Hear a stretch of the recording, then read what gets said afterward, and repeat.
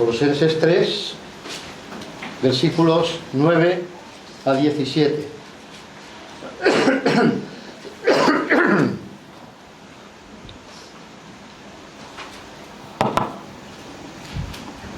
Comenzando en el versículo 9, leemos: no mintáis los unos a los otros, habiéndoos despojado del viejo hombre con sus hechos, y revestido del nuevo, el cual conforme a la imagen del que lo creó, se va renovando hasta el conocimiento pleno, donde no hay griego ni judío, circuncisión ni incircuncisión, bárbaro ni escita, siervo ni libre, sino que Cristo es el todo en todos.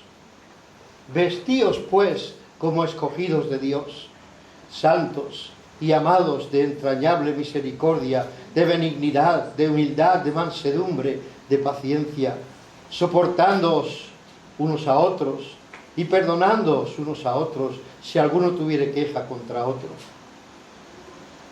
De la manera que Cristo os perdonó, así también hacedlo vosotros.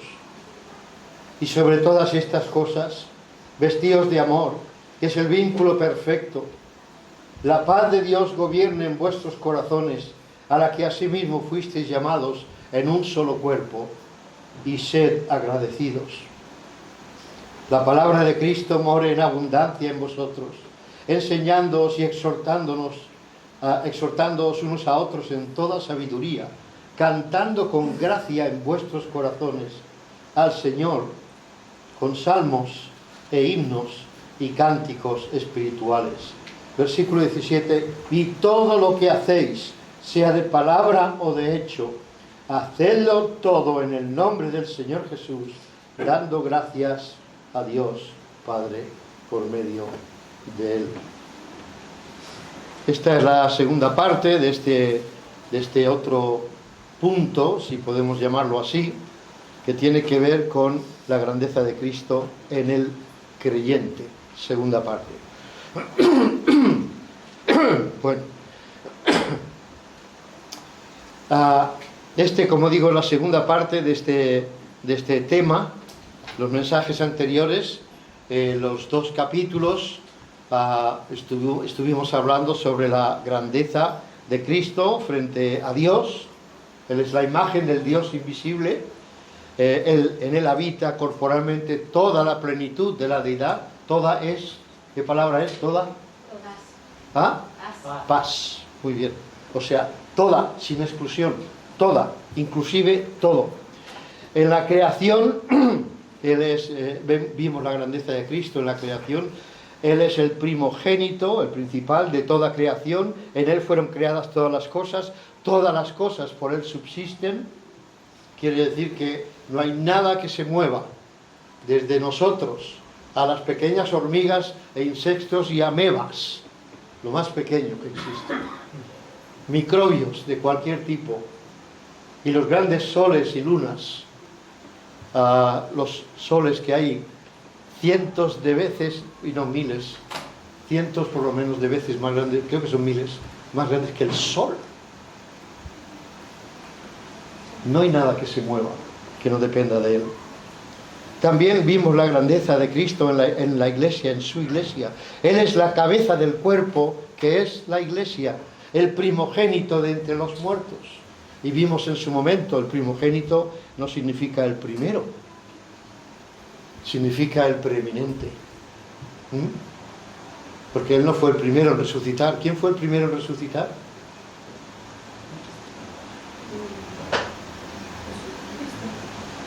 Fue Elías, que resucitó a un niño, Eliseo.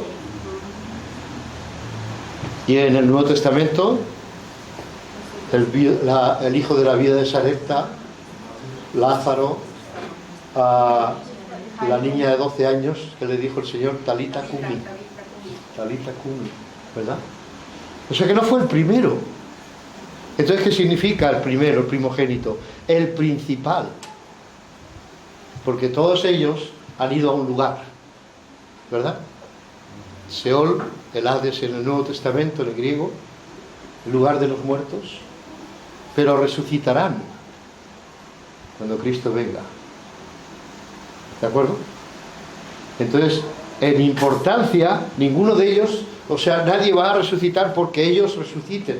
De hecho, ni ellos resucitarán, a menos que Cristo venga. Cuando venga, todos ellos, por causa de su resurrección, todos vamos a resucitar. ¿De acuerdo? Muy bien, no me puedo extender tanto en cada punto. Vimos también la grandeza de Cristo en su suficiencia. En Él habita todo el conocimiento y la sabiduría. En Él habitan todos los tesoros de la sabiduría y del conocimiento. Y también vimos su suficiencia en su obra, la obra de redención, la obra de santificación y la obra de justificación. Hermanos, estamos completos. Estamos completos en Cristo. Hemos sido hechos perfectos delante de Dios.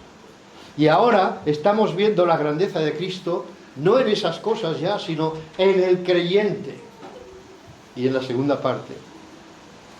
En el último mensaje vimos que, siendo que ya hemos sido resucitados con Cristo, lo cual significa ya hemos sido salvos, en este vamos a estar viendo la obra de Cristo en nosotros.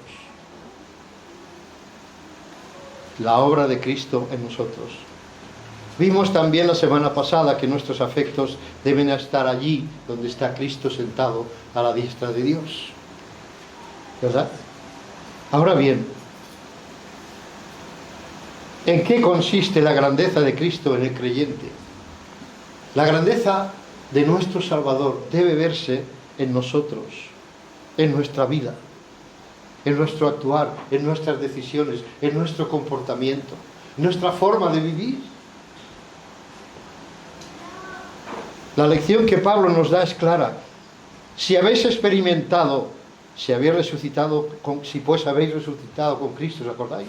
Buscad las cosas de arriba, no las de la tierra, porque habéis muerto y vuestra vida está escondida con Cristo en Dios. Si pues hemos experimentado la resurrección de Cristo, debemos dejar los harapos de la vieja vida. Harapos, trapos de inmundicia.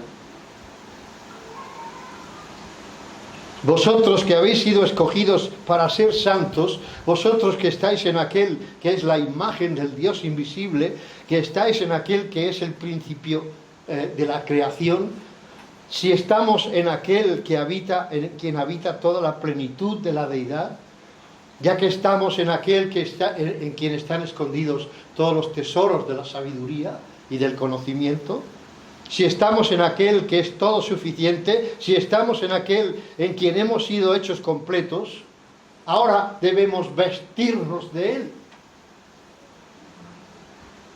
Vestíos del Señor Jesucristo.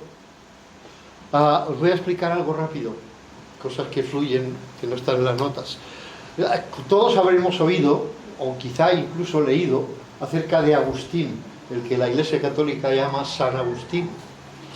Este hombre era un hombre perdido hasta las trancas, como se suele decir.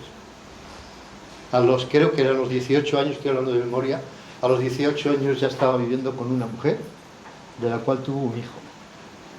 No se había casado. De borrachera en borrachera, de tasca en tasca. Perdido. Y un día el Señor le llevó a este pasaje en el que se sintió inclinado a leer.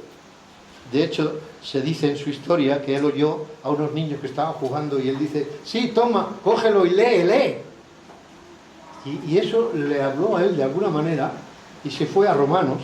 Y en Romanos, capítulo 13, leyó esto: andemos como de día, honestamente, no en glotonerías y borracheras, no en lujurias y lascivias, no en contiendas y envidia, sino vestíos del Señor Jesucristo y no proveáis para los deseos de la carne.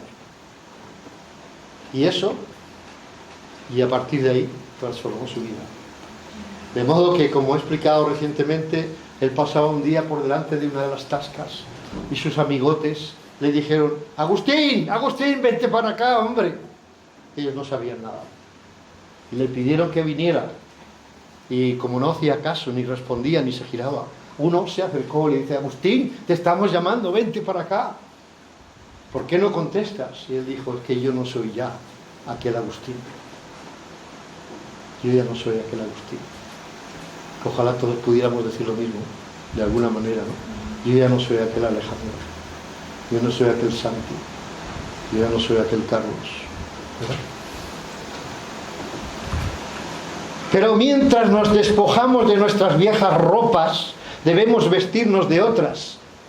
Y se nos enseña vestirnos, dice, vestíos como escogidos de Dios, vestíos como santos y amados, vestíos de entrañable misericordia, vestíos de benignidad, vestíos de humildad, que poco se lleva todo esto, ¿verdad? Hoy no se lleva. Bueno, que no lo lleve el mundo, nunca lo ha llevado. El problema es que se nos está pegando a nosotros. Vestirnos de benignidad, ¿qué cosa? Aquí hay que ser rudo, hay que ser duro, hay que ser... Bueno, eso está en contra de lo que el Señor quiere de ti. Tú haz lo que quieras, pero... Vestidos de humildad, vestidos de mansedumbre, uy, qué cosa. Vestidos de paciencia, lo quiero ayer.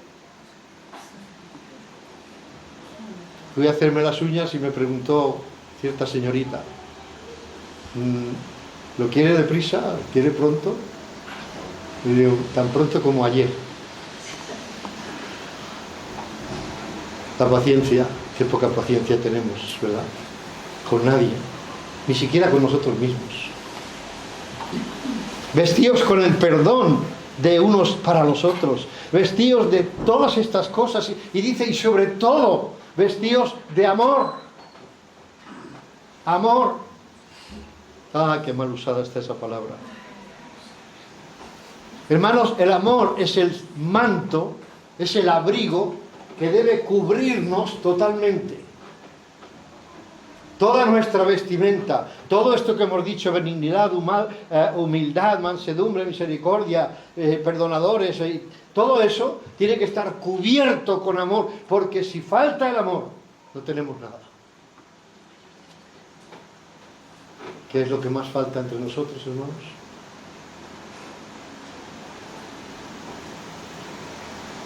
No, la paciencia es resistir, es aguantar. La paciencia no es decir, bueno, pues va. No, eso no es paciencia. La paciencia es aguantar, hupomone, perseverar. La palabra griega es hupomone. Perseverar debajo, cuando iba a la piscina.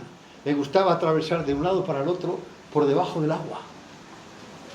A ver si llego, a ver si llego, a ver si llego. Y sabes que a veces, yo siempre tengo la mala costumbre de abrir los ojos debajo del agua. Y estoy viendo que llega, pero que no llega, y mis pulmones ya no dan más, y bueno, un poco más, y al final consigo llegar cuando consigo. Eso se llama hupomone, paciencia, perseverancia, perseverar. Pero todo eso tiene que estar bajo el manto del amor, esos atributos que debemos tener. Si queremos manifestar a Cristo en nuestras vidas, debemos practicar estas cosas, practicarlas. Practicarlas quiere decir una vez y otra. Vemos que estamos hablando ya de forma práctica, ¿no?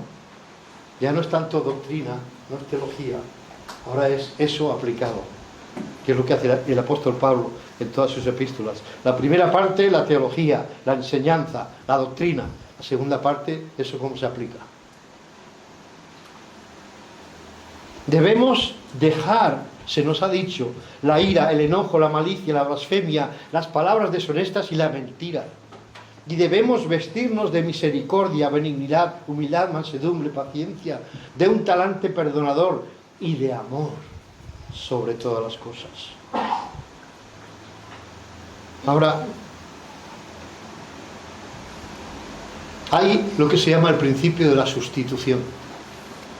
El principio de la sustitución significa que si yo quito esto de aquí, esto no es que sea un adorno precisamente, claro, pero si lo quitas el florero, vamos a decirlo mejor así, que usemos nuestra imaginación, de encima de la mesa, cuando quites el florero, ¿qué sensación vas a tener?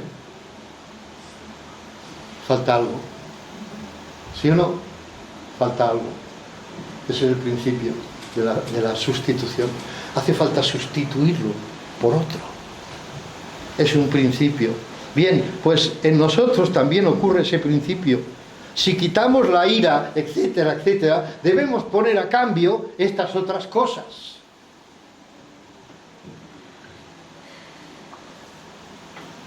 Si quitamos la malicia, debemos poner humildad y mansedumbre. Si quitamos el enojo, debemos poner ahora benignidad y paciencia. A cambio. No es quedarse en vacío. Los que practican el yoga, si no son solo los ejercicios, es una especie de búsqueda de espiritualidad oriental, ¿vale? Quédate con la mente en blanco. Tú deja la mente en blanco y vas a ver el diablo como dice, aquí tengo a alguien. Aquí tengo a alguien. No, en la palabra de Dios nunca dice que dejes la mente en blanco. Dice, cambia esto por esto. Pero no te vacíes. No, no. La mente está para algo. Pero el versículo 14 dice, y sobre todas estas cosas, vestíos de amor, que es el vínculo perfecto. Así es como le califica el Señor. Este versículo es tremendo. Esta es la mayor de las virtudes. El viernes estábamos hablando en 1 de Corintios, estábamos hablando de los dones espirituales, tan traídos y llevados últimamente, preparados, que hay dos personas, yo ya diré cuáles son, pero dos personas que van a tener que disertar el viernes que viene acerca de los dones. ¿Por qué los dones espirituales que se llaman lenguas, sanaciones, profecía, etcétera, etcétera, etcétera, no son para hoy? Y tendrás que defender por qué crees tú que no son para hoy. ¿De acuerdo? Pues estábamos viendo allí y nos dice, si yo hablase lenguas humanas, esto es para aquel tiempo, lo de las lenguas humanas, y conste que eran humanas, no eran spooky booky, no eran no, eran lenguas humanas, inteligentes, inteligibles. Dice, dice, y no tengo amor, vengo a ser como metal que resuena, o címbalo que restiñe. Y si tuviese profecía, y entendiese todos los misterios y toda ciencia, y si tuviese toda la fe, de tal manera que trasladase los montes y no tengo amor, nada soy sin amor. Y si repartiese todos mis bienes para dar de comer a los pobres, y si entregase mi cuerpo para ser quemado, y no tengo amor, de nada me sirve. ¿Estamos de acuerdo? Es por eso que dice aquí que es el vínculo perfecto sobre todas las cosas. Vestíos de amor, que es el vínculo perfecto. Y esto es tremendo, hermanos.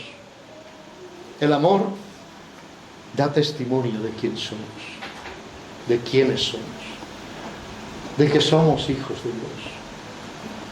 No es lo que abunda allá afuera, ¿verdad que no? Abunda el egoísmo, el odio, falta de respeto, todo para mí, y si sobra algo también para mí, ¿verdad? ¿Cómo se contrasta eso? ¿Cómo se contrasta con la filosofía, la forma de actuar del mundo? Con amor. Pero no, y dejádmelo decir así, no el amor sensiblero, como yo le llamo, el amor ñoño. No. Con un amor maduro. Con un amor que viene de Dios. El Señor Jesús dijo, en esto conocerán todos que sois mis discípulos, si tuvierais amor los unos con los otros, empezando por ahí. ¿Qué es el peor testimonio que podemos dar? Delante de los incrédulos especialmente. No únicamente, pero especialmente. Cuando dos hermanos se odian, cuando dos hermanos no se aman, ¿en eso se manifiesta el amor? No. Si tuvieseis amor los unos con los otros. No pone nombres. No pone nombres. Eso es para todos. ¿De acuerdo? El amor cubrirá también multitud de pecados. Nos dice 1 de Pedro 4:8. Y ante todo tened entre vosotros ferviente amor, porque el amor cubrirá multitud de pecados. Entonces, no. Cubrir no significa encubrir, ¿de acuerdo? Dejadme explicarlo así. Cubrir no significa encubrir. Si hay algo que no debe ser encubierto, no debes encubrirlo. No debes ser cómplice. ¿Estamos de acuerdo? ¿Sabéis lo que quiero decir? Es que no me puedo extender. Son cosas que vienen espontáneamente, pero ser cómplice es algo que está mal. Una cosa es algo que alguien hace mal, o ha hecho mal, o que tiene un problema en su propia vida, o lo que quiera que sea. Y un hermano lo sabe. Y no va y dice, fulanito, ¿sabes qué? ¿No has oído lo que dijo? Eso no se debe hacer. Pero si hay algo que debe saberse, hay que decirlo. Hay que decirlo. Porque si no, te haces partícipe. Un hermano, esto me ocurrió en otra iglesia, que sustraía de la ofrenda, así tipo Judas. Y alguien se enteró y me lo dijo. ¿Tú crees que hizo bien o hizo mal? Si no me lo hubiese dicho, ni lo hubiese dicho a nadie, ¿qué sería? ¿Cubrir un pecado o encubrir un pecado? Encubrimiento. La Biblia no habla de encubrir, ¿de acuerdo?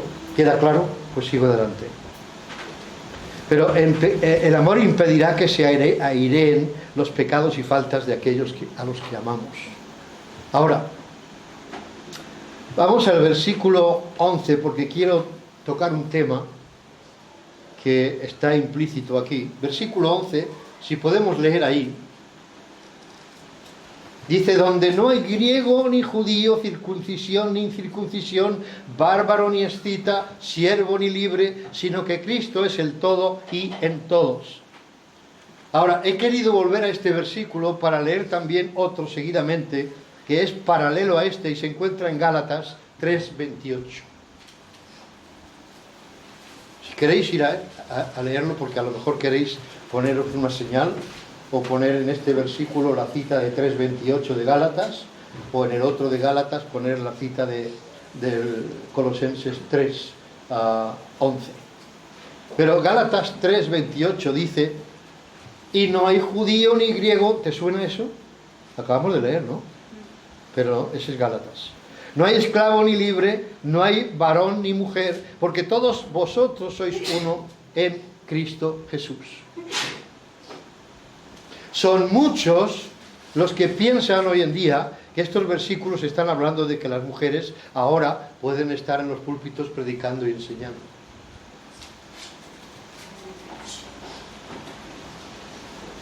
Hemos sido hechos iguales a Cristo, somos iguales en Cristo, y es verdad, eso es cierto.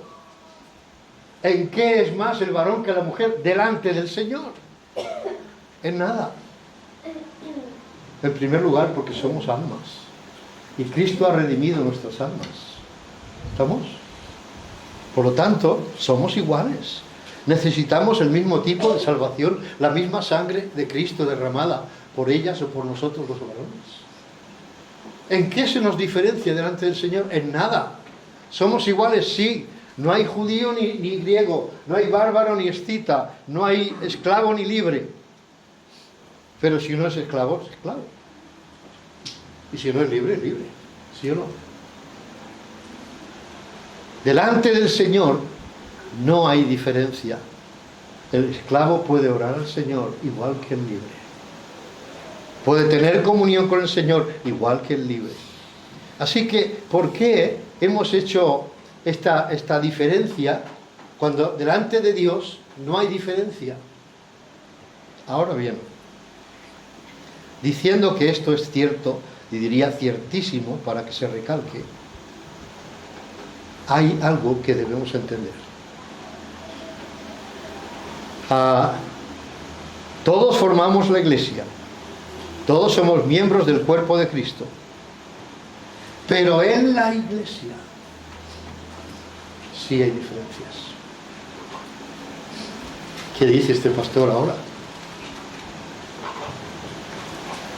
Vamos a ver algunas. Primero, para llegar a este argumento, primero hemos de decir que la palabra de Dios no entra en contradicciones. No hay contradicciones. ¿O sí? No las hay. No hay contradicciones. Si esto fuese así, que hubiesen contradicciones, deberíamos declarar como caducas algunas de las palabras que el apóstol Pablo escribió, que no tienen que ver con esa opinión de estos versículos. Segundo lugar, esto no tiene que ver con las capacidades u oportunidades que tienen las mujeres hoy en día de ir a estudiar, de aprender. Entonces no las tenían. Es cierto, vamos a admitirlo. Hay mujeres muy preparadas. Dirán, ¿por qué no pueden predicar? Te voy a decir la razón. Pero eso no significa que puedan saber incluso muchísimo más que yo, más que cualquier otro pastor. Pues entonces, si tienen oportunidades que antes no tenían, ¿por qué no pueden hacerlo? Vamos a verlo. Vamos a ir a 1 Timoteo 2, 12, por favor. Primera epístola de Pablo a Timoteo, capítulo 2, versículo 12. Y vamos a leer allí. El apóstol Pablo deja algo muy claro. Y dice: porque no permito a la mujer enseñar ni ejercer dominio sobre el hombre, sino estar en silencio. ¡Wow! ¡Qué malo Pablo!, ¿no? Como dicen algunas. Pero Pablo era un machista. Perdona, si Pablo era un machista, Dios es un machista. Tómatelo como quieras.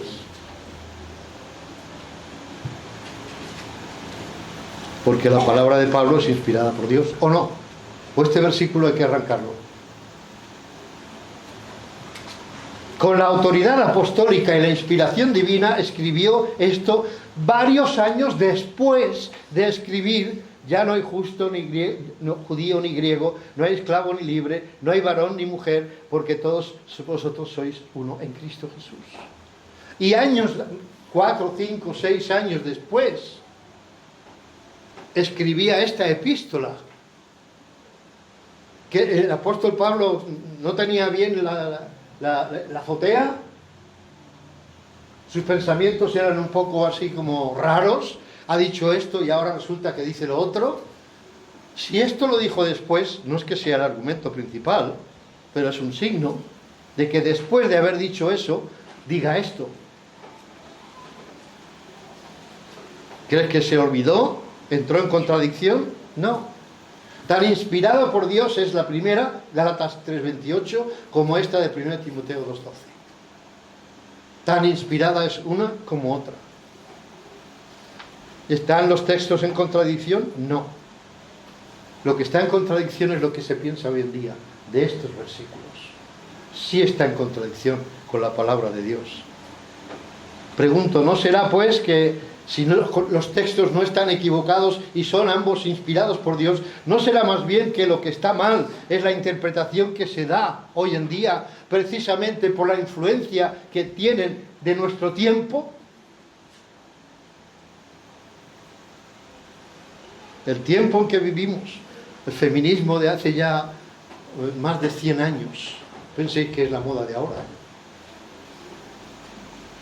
Empieza incluso cuando se empiezan a poner los pantalones las mujeres. No voy a entrar en más detalles ahora.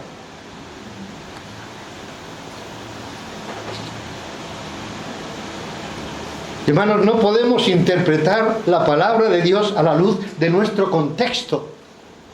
Es lo mismo que se está diciendo con Colón, Cristóbal Colón, un asesino. ¿Sí? ¿No se ha dicho? Y otros como él.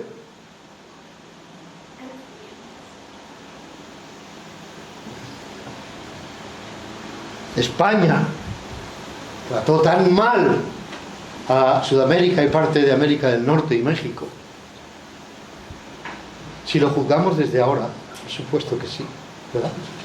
En nuestro contexto, porque eso no se hace. ¿A que no? ¿Verdad? ¿Dónde soy? Bolivia. Lo iba a decir, pero no quería, tenía miedo a equivocarme. Preferí preguntar. Bolivia, Colombia, de México ni nadie, Ecuador. Y fueron allí, Brasil fueron los portugueses, ahí no tenemos culpa.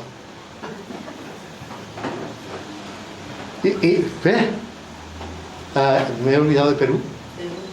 No lo he dicho, ¿verdad? Perú. Ahí fueron los españoles con toda su prepotencia y ahí vamos a conquistar y venga Italia aquí. Bueno, la historia no es tampoco exactamente como la pintan algunos, pero de cualquier manera puedo aceptarlo si lo veo desde el punto de vista de hoy. Pero ¿qué diremos de los ingleses? No oigo nada acerca de los ingleses. Los ingleses fueron, por ejemplo, también a otros países, pero por ejemplo fueron a Australia y a los australianos los tenían como animales. Nadie dice nada. ¿Está bien? No. Desde nuestro contexto, no. ¿Estaba bien la esclavitud? No. Pero muchos tuvieron que luchar para acabar con esa ley que admitía la esclavitud. Pero lo que no podemos es juzgar la historia desde nuestro tiempo para atrás. Porque es posible que pasando 100 o 200 años, que el Señor no lo va a permitir, pero nos juzguen a nosotros por otras cosas, según su contexto. ¿Me explico? No es así como hemos de juzgar las cosas. Pero aparte de eso, eso es muy secular de lo que estoy hablando, solo sirva como un ejemplo. Pero el problema es que queremos decir que el Señor ha dicho lo que no ha dicho, o lo que dijo hay que interpretarlo o reinterpretarlo a la luz de nuestro contexto. Hermanos, la palabra de Dios no es un yogur que tiene fecha de caducidad. ¿De acuerdo? Es la palabra eterna de un Dios eterno. Si a ti te parece bien, bien. Y si no te parece bien, aquellos que dicen, no hay infierno, bueno, pues coge la Biblia y la tiras, pero responderás por ello. ¿Cómo va a enviar, como dicen los testigos y otros que no lo son? ¿Cómo va a ser que Dios va a enviar a la doctora, a la podóloga que me vio el otro día, hablando con ella? Dice, es que yo no puedo creer en un Dios que vaya a enviar gente al infierno para toda la eternidad. Es que eso no puede ser. Un Dios que es amor. Y digo, si usted entregara a su Hijo por toda la humanidad para que fuera salva y le despreciaran, ¿qué haría usted? Les diría, no pasa nada, ¿verdad? Pues mucho más que su Hijo envió Dios. Mucho más de lo que usted podría hacer con su Hijo por la humanidad, lo hizo Dios por nosotros. Y lo envió con esa condición, para que todo aquel que en él cree no se pierda, mas tenga vida eterna. Que usted lo rechaza, dice aquí, el que cree en el Hijo tiene la vida, pero el que rehúsa creer en el Hijo no verá la vida. Estamos advertidos, dice que sino que la ira de Dios está sobre él. Está, no dice estará siquiera, dice está desde ahora, mientras esté renegando o rehusando creer, confiar en el Hijo.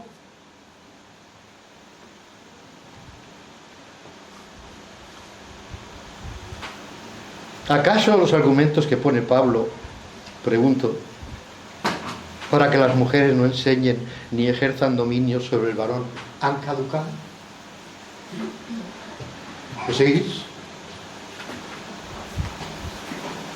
¿Acaso han caducado? ¿Acaso no fue creada Eva después de Adán? ¿O ya ha cambiado eso? Ahora resultará que Adán tuvo un hijo y fue Adán. Eva tuvo un hijo y fue Adán, ¿no? Así que Adán pertenece a Eva. Eva fue primero.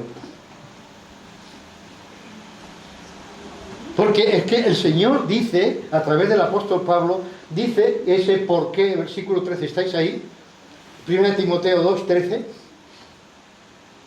¿Estáis?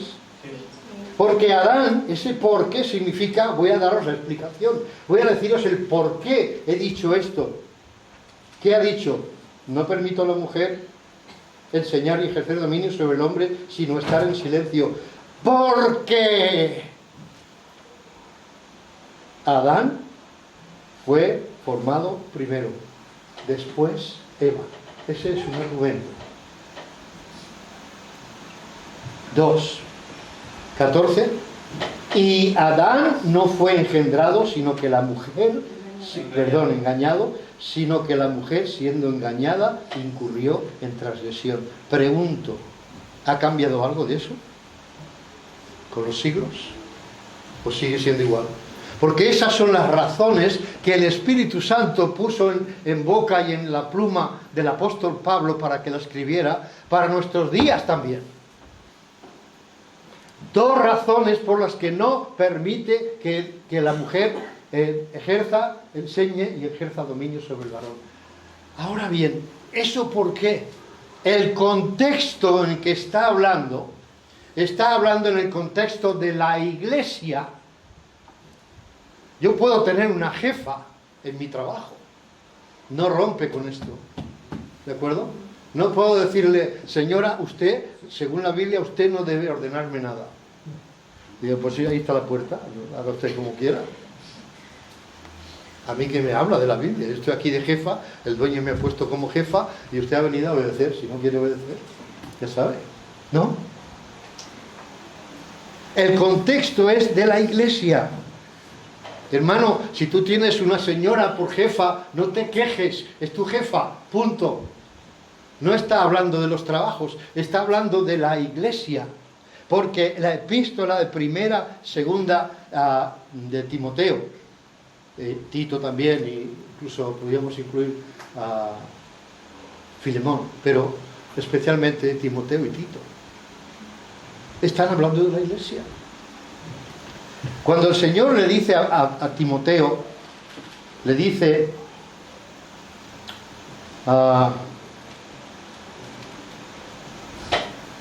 bueno,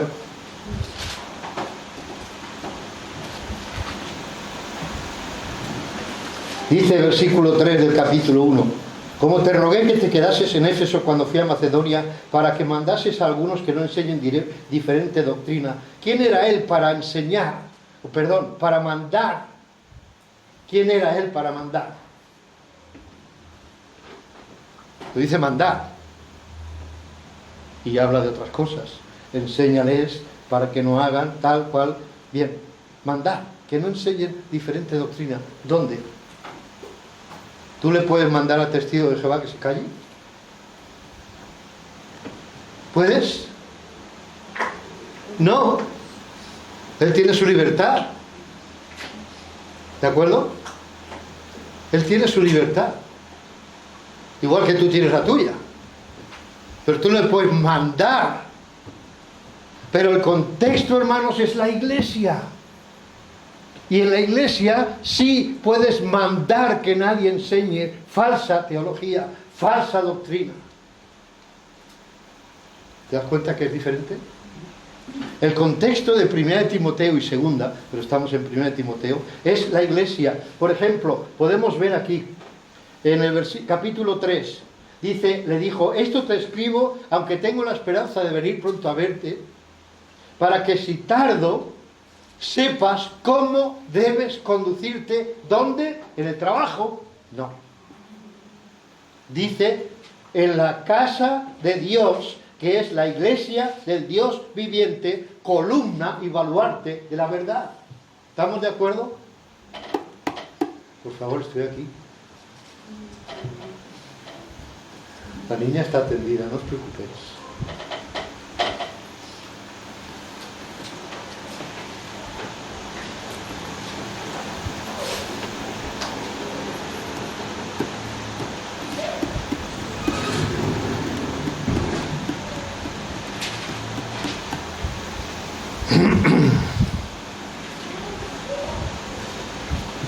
Es la iglesia. La iglesia. El contexto es la iglesia. Te escribo todo esto para que sepas cómo debes conducirte en la iglesia. En la iglesia. Hermanos, creo que eso es bastante claro. Somos iguales en Cristo, todos, hombres, mujeres, incluso niños o ancianos. Todos, toda persona es igual delante del Señor. Pero en la iglesia el Señor puso unas formas. Y dejadme de subrayar, es su iglesia. No es mi ni tu iglesia, es su iglesia. Y Él tiene todo el derecho, como ha hecho, de decir cómo hay que hacer las cosas en la iglesia. Y dice, no permito que las mujeres estén en el púlpito ejerciendo dominio y enseñando a hombres. Porque Adán fue el primero. La causa de Eva fue que Adán estaba solo y dijo, voy a hacer ayuda idónea, ¿de acuerdo?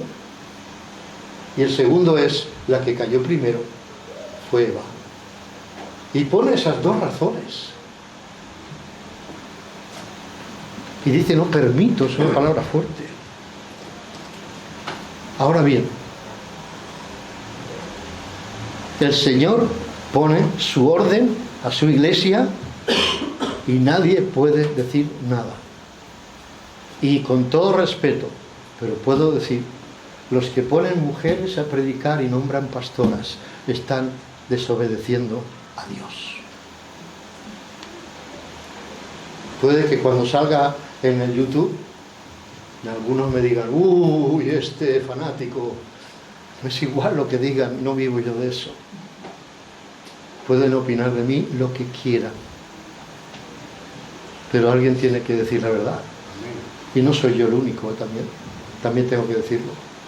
Hay muchos otros que lo ven como yo lo veo y piensan como yo pienso y leen la Biblia como yo la leo. Ahora bien, imagínate, y acabo con este tema, imagínate, el rey de España, imagínate que fuese creyente. ¿Yo podría tener comunión con él? Sí. ¿Podríamos orar juntos? Sí. ¿Podríamos ir a la misma iglesia juntos? Sí. Porque supongo que siendo rey, si fuera creyente, iría a la iglesia, en obediencia al Señor. ¿Verdad? Sí, podría ir. Pero cuando llegue a la iglesia, tendrá que someterse al pastor, a la predicación de su pastor. ¿El rey de España? Sí, el rey de España. Porque el rey de España, dentro de una congregación, sería un hermano. ¿Vale? Se le debe la honra como rey. La palabra le dice honrad al rey. Y hay que honrar al rey. Si te gusta como si no. Menos mal que no dice al primer ministro. Porque entonces sí que ahí tendría yo un problema. Algunos más tendríamos problemas, ¿no? Pero al rey sí, le puedo honrar. Y bueno, y el anterior que hizo, que parece que dijo que era sospechoso y tal y cual, él es el rey, tengo que honrarle. Puedo no estar de acuerdo con él, pero tengo que honrarle. Pero en la iglesia, él debería, como yo, someterse al pastor, a la predicación del pastor, a la predicación de la palabra, tampoco de las opiniones del pastor, pero a la palabra de Dios. ¿Estamos de acuerdo? En el hogar, la mujer y el hombre son iguales, ¿o no? Entonces, ¿por qué son iguales en el hogar? ¿Son iguales en el hogar? ¿Tanto monta tanto Isabel como Fernando? Pues no. Dios en el hogar puso un orden. El marido debe amar a su esposa, la esposa debe respetar o debe ser sumisa delante de su marido. Es lo que dice la Biblia. ¿Y por qué? Que eso es machismo. ¿Yo por qué tengo que estar debajo de mi marido? Pues no haberte casado. ¿Sí o no? Mira, nadie...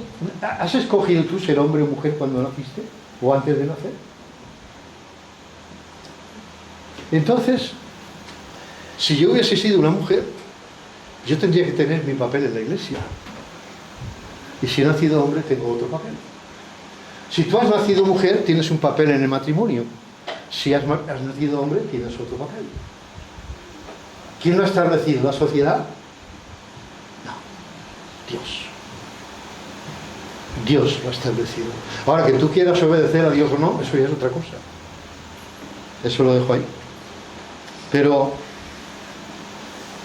yo creo que a estas alturas, para concluir este tema, a estas alturas va a ser imposible quitar a las pastoras y predicadoras de los púlpitos.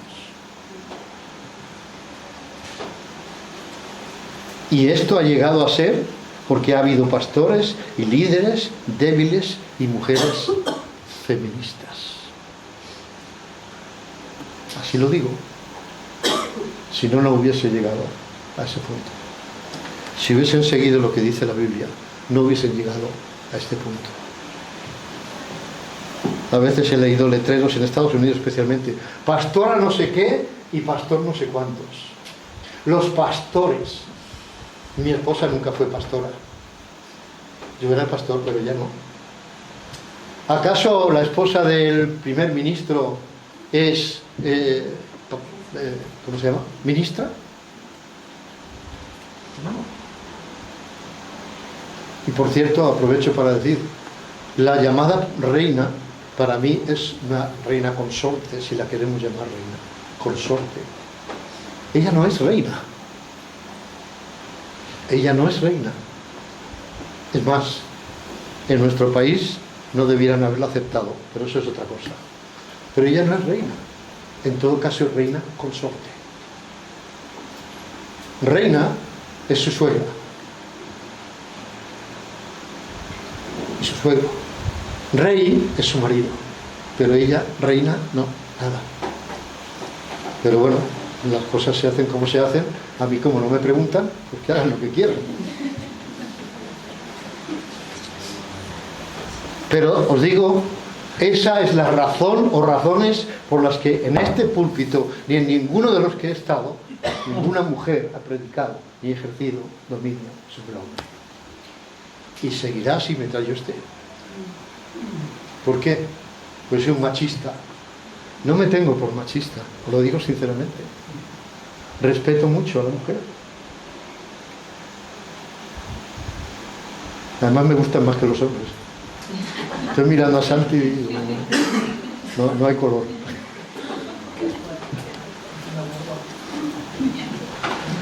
Bien, vamos a ver, continuando ya dejando de esto, continuamos, que para tratar de vivir lo que el Señor nos dice, aquí respecto a vestirse, a vestirnos, hay que ponerse el abrigo del amor, hemos dicho antes, ¿no? El abrigo del amor. Sobre todo vestíos, ¿verdad? Hemos leído antes. Ya lo veré. Sí, el versículo 14. Y sobre todas estas cosas vestíos de amor, que es el vínculo perfecto. Sobre todo, y hemos dicho el abrigo, ¿verdad? El abrigo, que debe estar por encima de todo. Lo que nos pondremos dentro de poco, porque ahora hace calor todavía, pero dentro de poco ya empezaremos con los abrigos. Parece que hasta el martes va a hacer buen tiempo, pero luego empezará poco a poco a bajar. El abrigo que debe estar por encima de todo. Alguien se pone el abrigo primero, luego se pone la camiseta, la camisa o el jersey, ¿verdad que no? El abrigo va por encima de todo. Y dice el versículo 15, porque vamos a ver dos ingredientes que debemos tener para poder vestirnos como el Señor quiere. Y por encima de lo que hemos de vestir estará el amor. Y la paz de Dios, versículo 15, y la paz de Dios gobierne en vuestros corazones, a la que asimismo fuisteis llamados en un solo cuerpo, y sed agradecidos. La palabra gobierne nos indica algo así como un árbitro, como uno que dirige el conflicto, porque hay un conflicto, ¿verdad? Cada creyente tiene un conflicto, la carne contra el espíritu y el espíritu contra la carne. Y la paz de Dios actúa como un árbitro, como uno que dirige. Cuando ha habido un mal proceder, una mala reacción o respuesta, esa paz se deteriora. No tienes la misma paz con Dios. Ahora bien, quiero que entendamos, y doy por supuesto que lo sabemos, pero por si acaso, hay una diferencia entre tener la paz de Dios y paz con Dios. ¿Me explico? ¿Alguna vez? A lo mejor no lo has oído nunca. La paz con Dios la tenemos cuando hacemos las paces. En Romanos 5:1, Justificados pues por la fe, habiendo puesto la fe en Cristo y siendo justificados, dice, tenemos paz para con Dios. Viene la paz con Dios, la reconciliación con Dios. Éramos enemigos y ahora no somos amigos, incluso hemos sido hechos hijos de Dios. ¿De acuerdo? Hijos de Dios.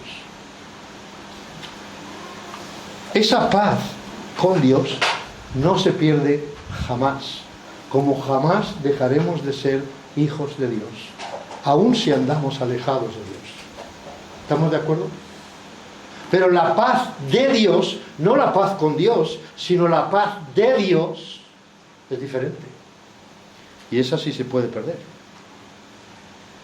La paz se pierde cuando no somos hijos obedientes. La paz de Dios, como dice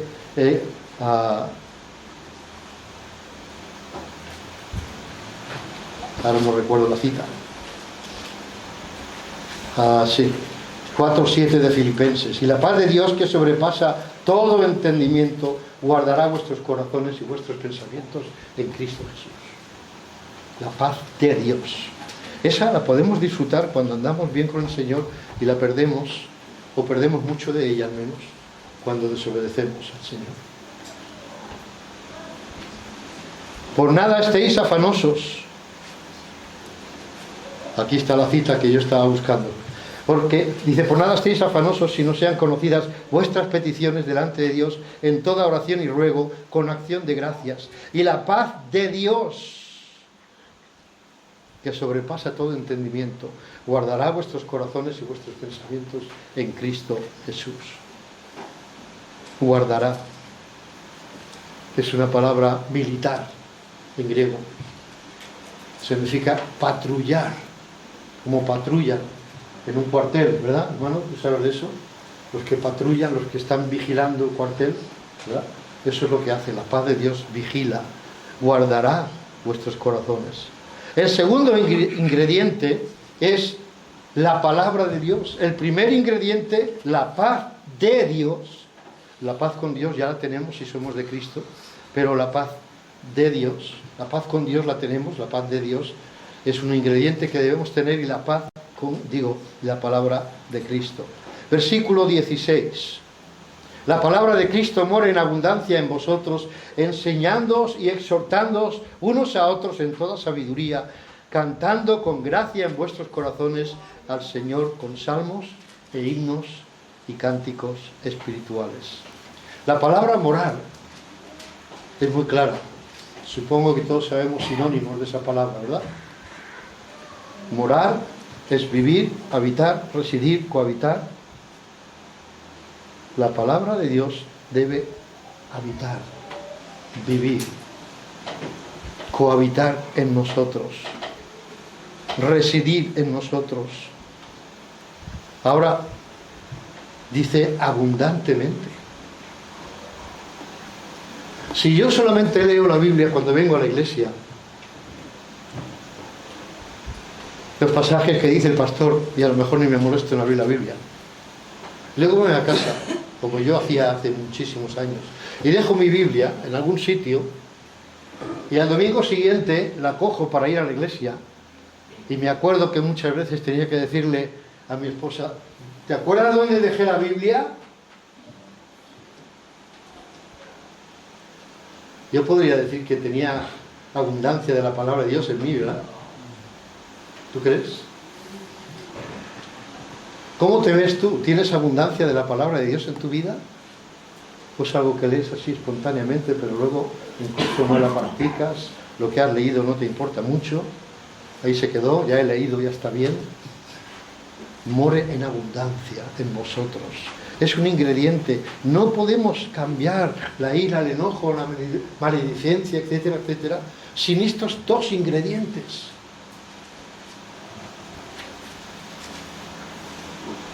Ella es la que nos enseña, la que nos exhorta, la que nos da sabiduría.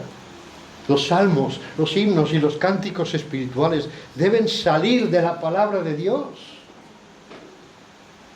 No de un señor que empieza a componer para ganarse la vida y la empresa le dice, tienes que hacer más himnos, tienes que hacer más cantatas, tienes que hacer más, porque si no lo vendemos y esto se hunde. No es así.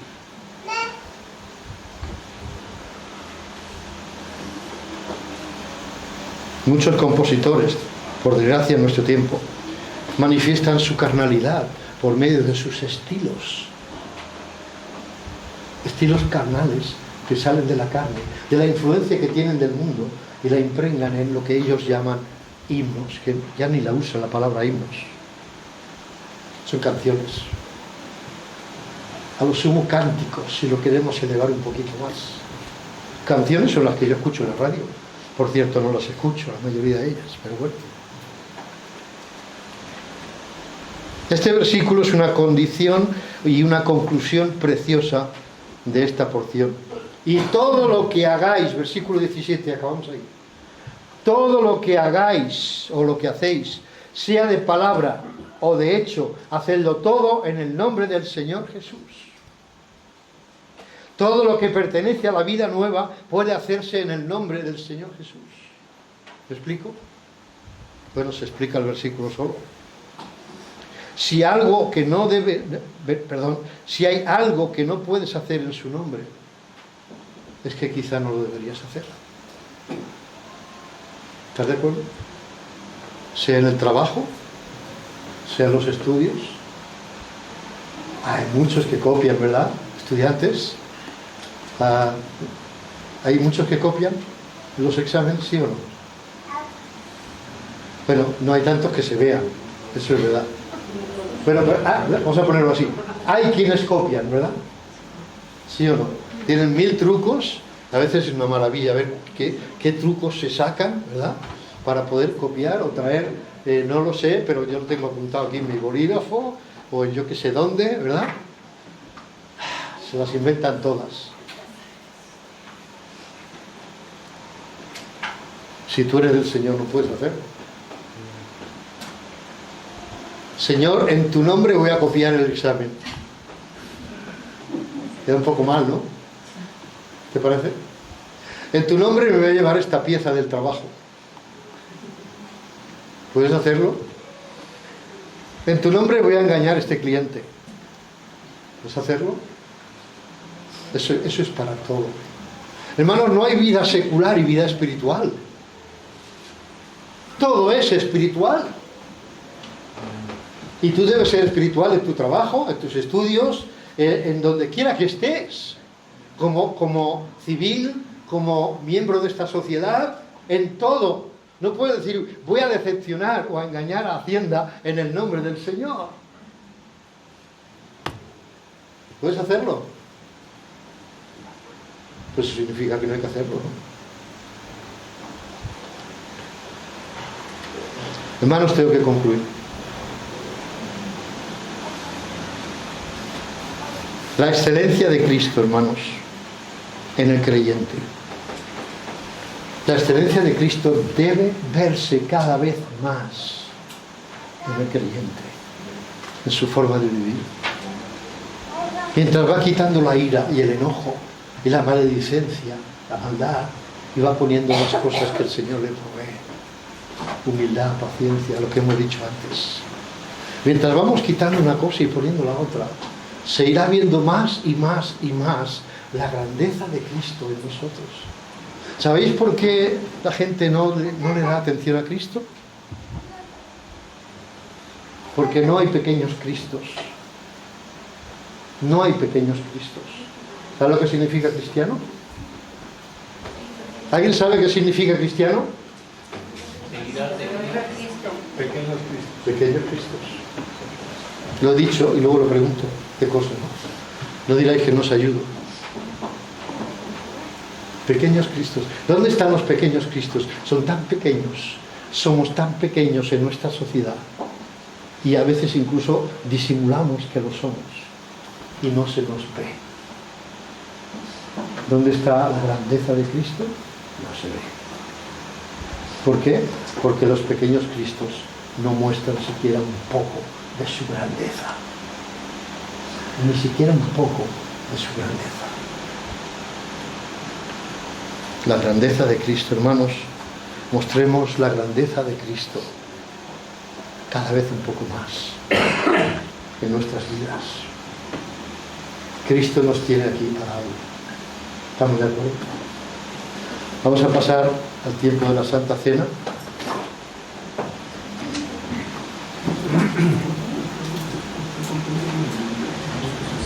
Vamos a recordar, hermanos,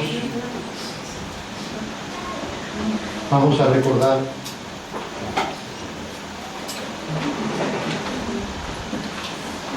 que el Señor Jesús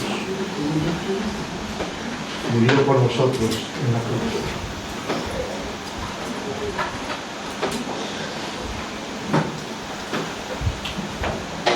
El Señor Jesús murió por nosotros. Porque es que cualquier mosca que se mueve me llama la atención. No sé por qué. No somos disciplinados. Abre la puerta. Se va alguien al lavabo, todo el mundo va al lavabo. Un poco más de disciplina, hermanos. Lo mínimo. Mantén tu vista, tu atención. Si alguien pasa, que pase. Si alguien va al lavabo, que va al lavabo. Si alguien se muere, pues se muere.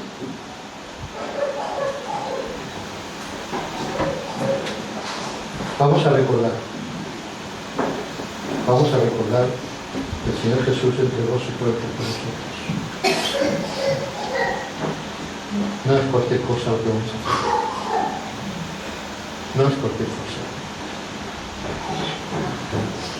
Y vamos a recordar con este pan el cuerpo que fue maltratado, roto, partido por nosotros, por ti y por mí. Posiblemente si te has salvado de poco, apreciarás poco lo que Él hizo. Y si te ha salvado de mucho, apreciarás mucho lo que significa este pan.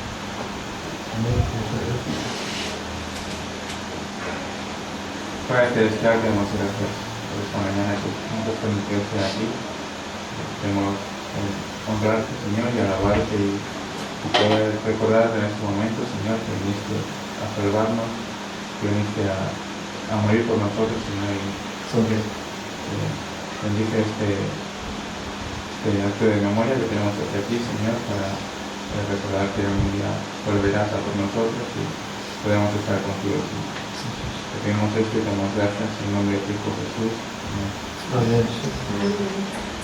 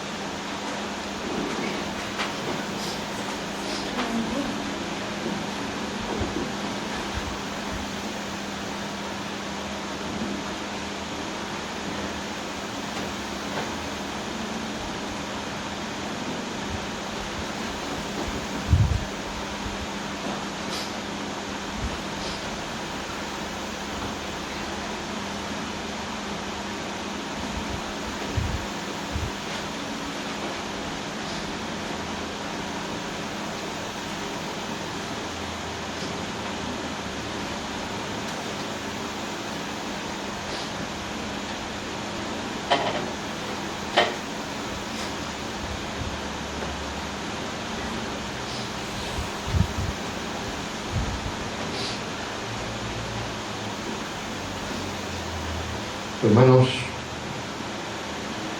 aquellos que tenemos el pan, ¿verdad?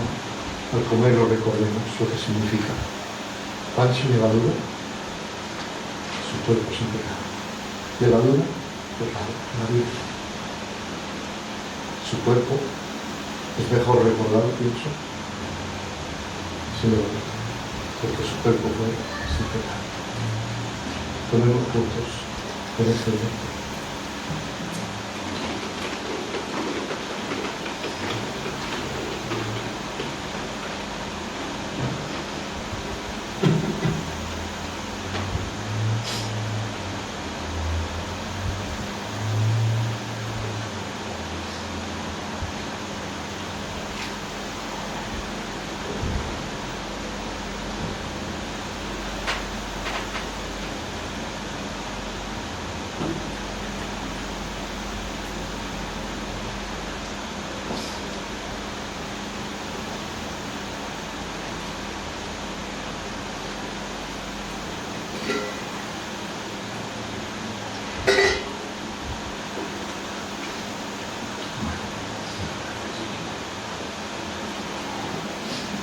Vamos a orar.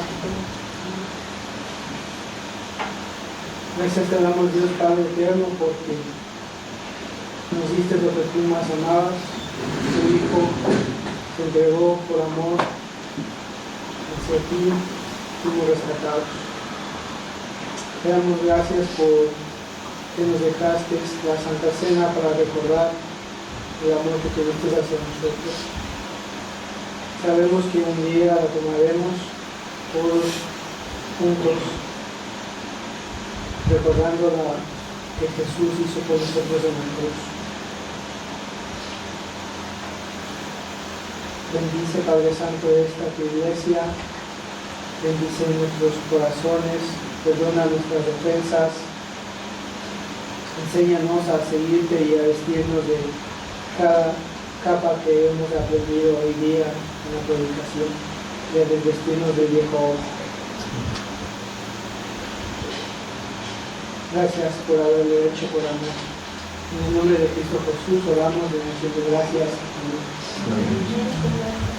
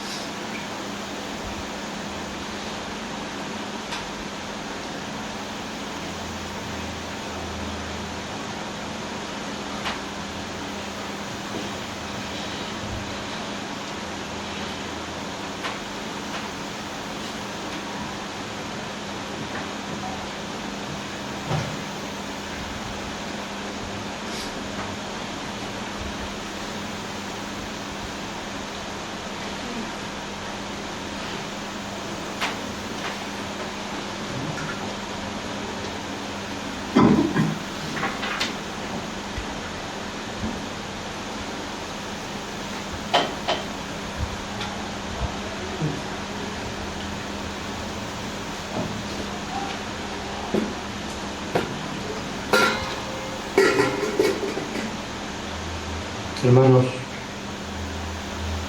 como he dicho muchas veces, esto tampoco es vino con alcohol, no es vino fermentado. La palabra de Dios nos enseña que no había nada leudado ni fermentado cuando tomaron la Pascua, cuando se instituyó, y evidentemente cuando el Señor Jesús la tomó, no era vino fermentado, era mosto, fruto de la vid, y así lo tratamos de hacer nosotros. Pero esto no es más espiritual que el que lo tome con alcohol porque no lo haya entendido, o porque esté acostumbrado. Pero si lo fermentado y lo leudado tiene que ver con el pecado, en la Biblia, de la misma manera que no tomamos pan con levadura, tampoco tomamos vino fermentado. El Señor dice fruto de la vida. El fruto de la vida no es lo que se conoce hoy por el vino. Así que vamos a tomarlo sin temor de que nadie pueda entrarle un mareo en la cabeza, sobre todo no estando acostumbrados. Pues vamos a tomarlo pensando en aquella sangre que se derramó en el Calvario. Empezó antes del Calvario, pero latigazos, puñetazos, coronel de espinas, y acabó ensangrentado en la cruz cuando le clavaron los clavos. Y eso lo hizo por tu pecado, por mí, por nuestros pecados. Tomemos esta copa conscientes de lo que significa para nosotros.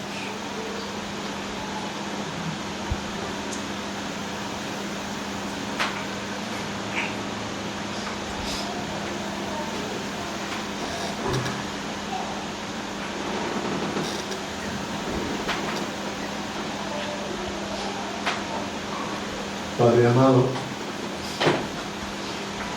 te damos muchas gracias.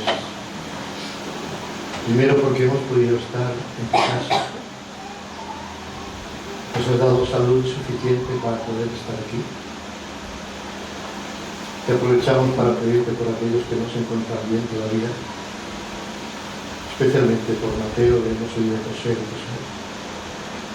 te pedimos por él, Señor, que prontamente pueda solucionarse su problema. Oramos por Verónica, que no se encuentra muy bien tampoco. Pedimos por ella y por otros que quizá, aunque no lo sepamos, tampoco se están encontrando bien. Te damos gracias porque estamos convencidos que nos has dado tu promesa. Por tu promesa nos has dado tu presencia. Te damos gracias por ella. Gracias por tu palabra, por la libertad para predicarla, por las músicas especiales, por todo cuanto hemos hecho. Porque estamos aquí en el primer día de la semana, como decíamos al principio, como las primicias de esta semana. Ninguno sabe lo que va a ocurrir durante esta semana. Pero sí sabemos una cosa: lo que ocurra, cualquier cosa, será para nuestro bien. Porque esa es una de tus promesas. A los que te aman todas las cosas las ayudan a bien. Esto es, a los que conforme a tu promesa, tu llamado, han sido llamados, han sido salvos. Te damos gracias por todo lo que Padre. Pero por encima de todas estas cosas, te damos muchísimas gracias por haber enviado a tu Hijo por amor a nosotros, que somos indignos y aún seguimos siendo indignos. Te damos gracias porque donde abundó el pecado, sobreabundó la gracia, y eso sigue siendo también para nosotros en nuestros días. Donde hay pecado, tu gracia pasa por encima. Gracias por el sacrificio que Él hizo, porque no somos más que merecedores todos nosotros de un infierno eterno, de un lago de fuego.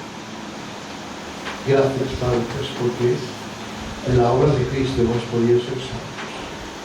Y pedimos que sigas tocando corazones en nuestros días, a pesar de la apostasía, del alejamiento de ti que existe, tanto en el sentido religioso como en el sentido moral, como en el sentido político, en cualquiera de los sentidos. Hay gran apostasía en este mundo, Señor. Pedimos que tú sigas cuidando de los tuyos y nos des bendiciones de lo alto en esta semana que hoy comienza. Gracias, Padre. Gracias por tu bondad, por tu gracia, por tu misericordia. En el nombre precioso de tu Hijo amado, el Señor Jesucristo. Amén, Señor. Amén.